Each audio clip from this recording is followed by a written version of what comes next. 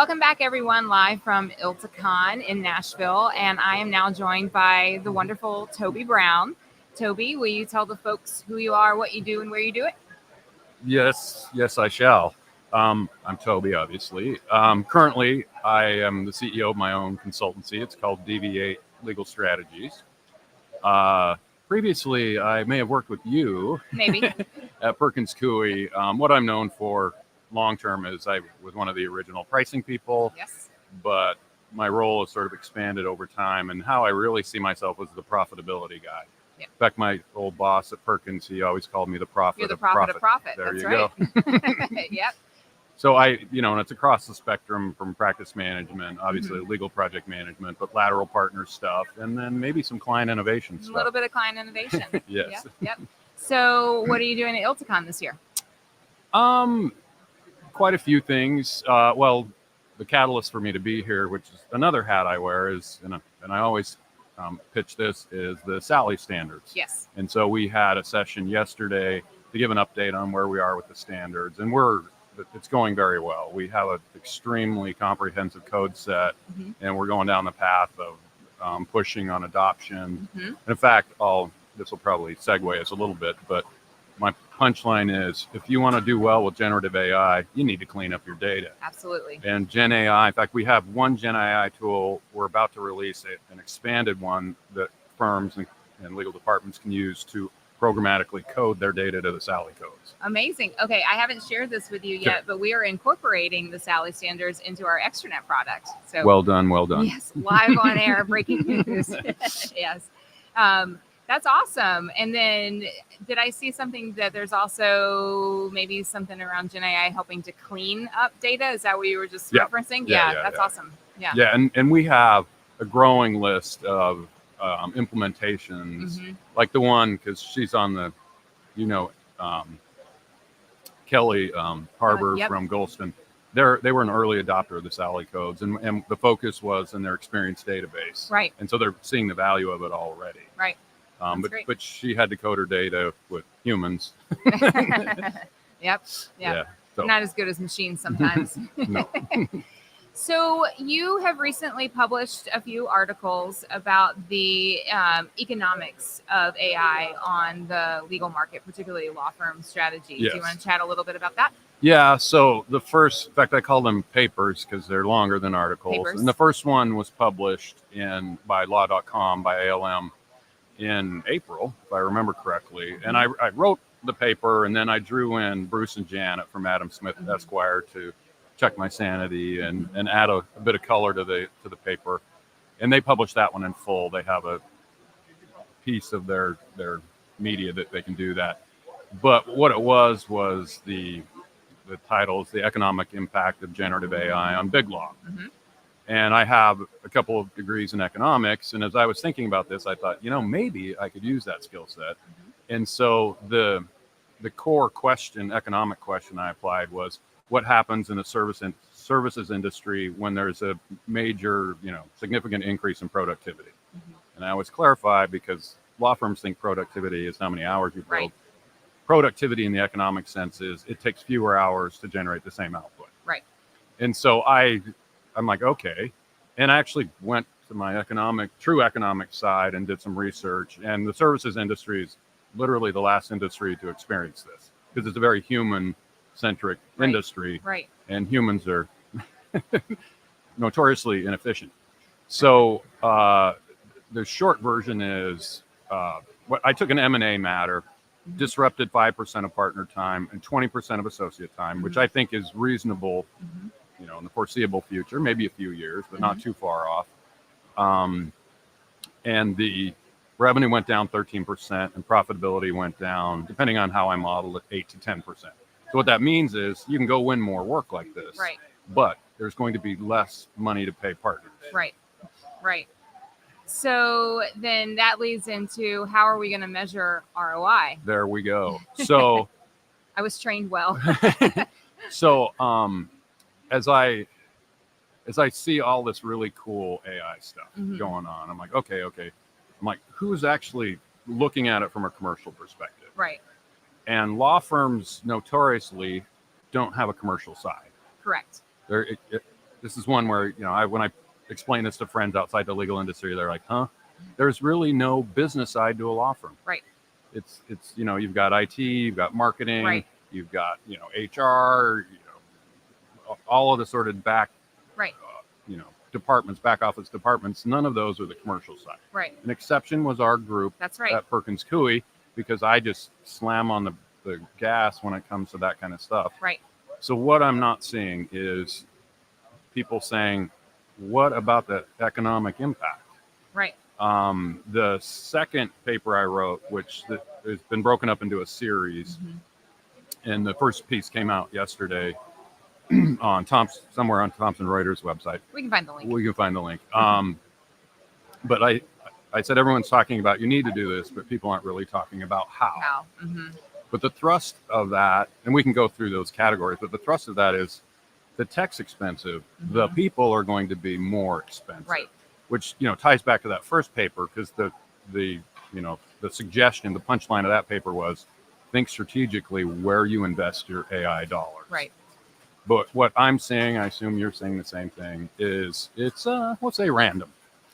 Random's a nice word. Yeah, I was on listening to a webinar, and this was the chief information officer for an AmLaw 50 firm, and he said, "Oh, well, we're reaching out to our partners to see which ones are willing and able to work on this with us." And I'm like, and the actual title of the webinar was Strategic Deployment of AI. And I'm like, that's not strategic. I would call that random. Yeah. And so the second paper was here's really why you need to think about this, because you can't do it everywhere. Right. And just quickly, the skill sets I think you need, that you're going to need lawyers. Yes. Because lawyers know, we'll stick with M&A, you're going to need like a senior associate at a minimum. Right. They know all the processes in an M&A. Right. In an M&A transaction. And so they'll say, okay, step 4, that's a possible area. Step, 7, 8, and 9, that's something we might be able to do. So that's the first one. The second one would be the Gen AI, what I'm calling use case expert. Yep. And they will take what the I'll call it the subject matter expert lawyer says, and they'll go, okay, it's really good here. Yep. It doesn't work well in this area. Right. Translating those capabilities. Yeah. What is Gen AI good at, and what is it not good at? And those two people are very, very expensive. Yes. Yes. The second one doesn't really exist yet. Right. And as they appear, they're going to be high demand. Right. And do you think the use case experts are going to be sort of how knowledge and innovation has grown up with, former practicing attorneys transitioning into those kinds of roles? It could be. But the ones I'm aware of, I see emerging now, are not lawyers, but they've worked in law firms, so they know. So more on the tech side of things. More on like the KM. Side? More on I'll call it KM / business side. Yeah. So the third role is a role I would put on my shoulders. Right. And this is where the ROI comes in. Say, is this going to make us money? Right. And what does that look like? Right. Which was also very helpful, I will say, during our time at Perkins. No one had asked me, "Is this going to make us money?" until you and I started working together. Yeah, and you may have started a project that didn't make any money, if I recall. If I recall. So that's the third role. The fourth role is a security role, which there's obviously classic security, but I would add in, you've really got to monitor terms of service. Yep. Because especially the frontier models, they have an extremely high motivation to use your content for and it's changing training constantly. Oh yeah. And they change, those terms of service change all the time. So someone's got to keep an eye on them. In fact, I was talking with one vendor and they're like, "Oh, ours are clear on this, and we've made it clear with our back end suppliers." I'm like, "Excuse me?" So you might have a contract with a front end vendor, we'll call it, and they've got a contract or terms of service with OpenAI. Right. And so you need to know all the downstream terms of service. Right. And the frontier models have made it clear they have no qualms with using people's information, no whether qualms, indeed. Yeah. Whether they've been allowed to or not. And then the fifth one is your classic IT for implementation, data integration, and all that kind of stuff. Are you seeing any firms move in that direction with that type of staffing model? Not yet. Okay. I've seen a couple of firms, like Reed Smith hired a applied Gen AI. Yep. I'm like, that's good. And that's the kind of person I would see becoming the use case expert. Mm-hmm. But what I'm not seeing is the commercial piece. Yeah. Okay. Now, a point I made in the first paper is there, well, for two reasons. One is if you look at the research done so far, like the Harvard, Boston Consulting, or no, McKinsey, whatever it was, Yeah. it's not only better, it's not only faster and cheaper, it's better. The Right. outputs are better, in Right. part because they're more consistent. Mm-hmm. As well, these tools, Gen AI is going to extract data. Mm-hmm. Like a lot of use cases I've seen, I call it document deconstruction. Give Right. it a contract, and it can quickly go, okay, here are the dates. Here, if it's a real estate, here's the address. Mm-hmm. If it's technology, here's whatever, and it can pull out all those terms and populate a database. Right. No law firms are doing that. They have no idea. They're Right. not extracting data from their contract review or depositions or anything like that. Mm-hmm. So this is a whole new value add that clients can realize. Mm-hmm. But how do you monetize Right. that is a different question. Right. But so you do all this, and this is an economics term, if you're ready for it, which I don't think law firms appreciate what it truly means, is competitive advantage. Mm-hmm. So if you theoretically two large firms, we'll call them Kirkland and Latham. Okay, I've heard of them. So if Kirkland says, oh, we're going to strategically invest in M&A, Mm-hmm. but Latham says we're going to strategically invest in patent litigation. Mm-hmm. What will happen over time is M&A clients and M&A partners Right. are going to migrate Right. to Kirkland, Right. and the reverse to Latham. Right. So it will give platform shopping a whole new dimension Interesting. for lateral movement. Because if Right. you're an M&A partner Right. and your firm hasn't invested in M&A, Right. then you're going to go, which firm has, and that's where I want to go. So Right. that competitive advantage, clients will be going, wow, when I use our theoretical Kirkland, I get all this data. It's faster, it's more effective, it's more efficient. Right. I'm more informed about what's going on. Right. They're going to start migrating their business there. So that's competitive advantage. That's really interesting. I didn't think about it. I did not think about that aspect of like the domino effect of AI on the market. Super fascinating. So, let's take that back to ROI. Right. So, if a Kirkland does this, Mm-hmm. they're going to do round one, Mm-hmm. and then they're going to go, oh, well, there's steps 12, 15, and 17 Right. that we can apply it. So it's not a one and done. It's going to be an iterative where Right. they just continue to look at the processes, look at good use cases. So over time, that competitive advantage is sustainable if they keep their foot on the gas Right. and they keep evolving it. Right. And if they get out in front, it's going to be really hard Right. for someone to catch up. Right. So, I've read a few articles. These are the closest thing I've seen to commercial side. They're going to go, oh, what about pricing? Uh-huh. And I was on a roundtable, and I literally laughed because someone I know and said, oh, we're just going to start fixed fee billing. And I laughed, and they go, what do you mean? And I'm like, your clients don't buy legal services Nope. that way. They don't know how. Right. They're not going to. Right. But in one area you can, Mhm. and this is something you know about as much as I do, it's portfolios. That's right. Because we're famous. We won an award. We did. And it was a portfolio fee deal because Yes. then it's like then the client's like, oh. Yes. So it's not the cream sort of work. It's Right. more lower commodity Right. where there's a high volume. Right. That is an area where you can say, okay. Right. Because then our theoretical. I think about that work every day now because all the things that we wanted to do, the tech is finally here. Yeah, and it Yeah. could do it. The contract could come in, the tech could eat it That's up, right. spit out all this stuff. That's right.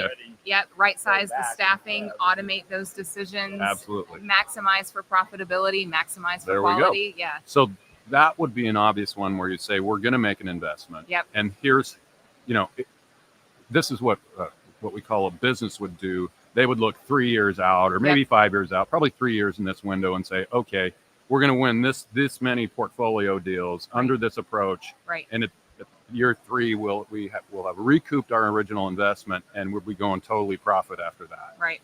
High margins after that. Right. Because when we did, we'll call it the more manual one, Mhm. the first one was kind of ugly It was very for the ugly. first year. But the second year it got better, Yep. third year it got even better in Yep. terms of margin. Yep. So that's what a business would do to say, Right. So that, my advice to ILTA attendees is you really should think about this. Yes. Yes. When someone says, Words of let's wisdom. do this, you go, okay, let's help me understand. Right. Because we want to know how hard we should lean in on this. Right. And how this is going to make us money. Right. Otherwise, let's go back to our random friend who was just, and I actually advised a chief innovation officer on this because I said, how is this aligned with the firm strategy? And they're like, firm strategy? And firms really don't have what I would call true business strategies where they're like, we're going to go win in this market or whatever. It's just like, we're going to grow. And you're about to get a good idea for me. The firms are loath to say, here's our strategy. Because if they say, practices 1, 2, and 3 are where we're going to invest, every partner that's not in those practices is going to go, oh, you want me to leave. Right. So that's why firms are loath to have a true strategy. So how do you determine the law firm strategy? Well, first thing is, I would say the partners that come to you and ask for this are probably not the partners that you want to talk to. These are the partners in price-sensitive practices. I would call them supported practices. I'm not saying, and I always pick on the labor practice because we had this at Perkins where the labor group's like, we're not a beacon practice. Well, you're still a critical supported practice of the firm. We're not saying you shouldn't be here, but we don't want competitive advantage in a labor practice. Right. I'll give a cautionary thing, and then I'll give the tip. It's going to be really hard to get the strategic practices to lean in because they're out making money. That's right. The M&A people are not going to come knocking on the innovation's door and go, hey, we need your help. You've got to go knock on their door. Right. Like I had this conversation with Roy Strom at Bloomberg, and he goes, Toby, are you saying they should take their most profitable practices and disrupt them? And I said, there's an old Blockbuster story you may have heard. I said, yeah, I'm saying that. And I said, Roy, now that you've said it that way, it's going to be a really, really hard thing to do. So I put that out in front. But here is a secret way to determine your firm's actual strategy. You ready? I'm ready. We actually did this for the lateral program at Perkins. And it's you go talk to key client relationship partners. That's right. And or big book partners, because there's some partners who have very big books, but they're spread across more. But the key client ones are where you've got high revenue, but you also have multiple practices touching that client. Whatever they need, that's where your strategy is hidden. Right. Okay. You heard it here, folks. Free advice from the master, Toby. So, Toby, we just have a few minutes left. I could talk to you all day. Yes, we could. Every day. What is your last parting wisdom, guidance, advice to share with ILTACON attendees? So I break down deployment of generative AI into, I'm going to give you 2 dimensions. The first one is within the firm. And it's front office, middle office, and back office. Yep. So I hear a lot, and in fact, I have friends recommending firms focus in the back office. Because it's actually one where you can show ROI, because if you deploy it there and reduce the cost of matter opening and conflicts, you get an ROI. Right. But I say, do you really want competitive advantage in matter opening? Right. No. Right.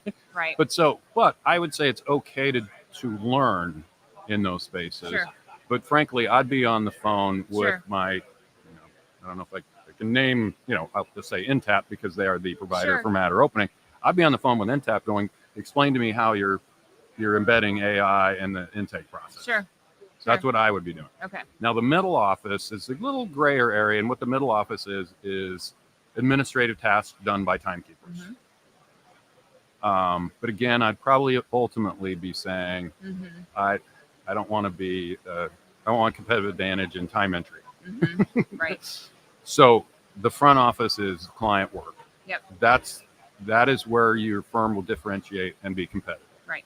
So the next dimensional thing I'll layer over that is cream, core, and commodity. Right. Cream is like the bet the company, not price sensitive. Commodities, obvious. It's more the sort of annoying legal stuff that has to be done, which is done by like ALSPs and in-house lawyers. The core is what the bulk of client legal spend. So I would be looking at the bottom of the core. That's where the portfolios are. Right. That was what we did That's right. at our old firm. Yep. That's where I would be looking to deploy this. Right. But I would be deploying it in the practices that are primary and profit drivers. Right. Like to give you a practical example, what we did was, I'll just say relatively simple, still in core, but it was a contract review. Right. That's a transactional piece. Yep. So then you could start working up the core set into bigger transactional pieces. Yep. Or you would go up and say, okay, I'm going to do M&A, real M&A, but I'm just going to do it for pieces of M&A, like obvious one, diligence. Right. So you would not be gutting your profitability as quickly, right? But you say, okay, transactional is our space, and then we're going to work our way up. So competitive advantage. If you don't remember anything else, just remember, look for where you have competitive advantage and ask, where is the ROI going to be? ROI. There you go. Thank you so much, Toby. Thank you really for having me, appreciate Amy. you. Yes. Thanks, everyone. We'll see you later.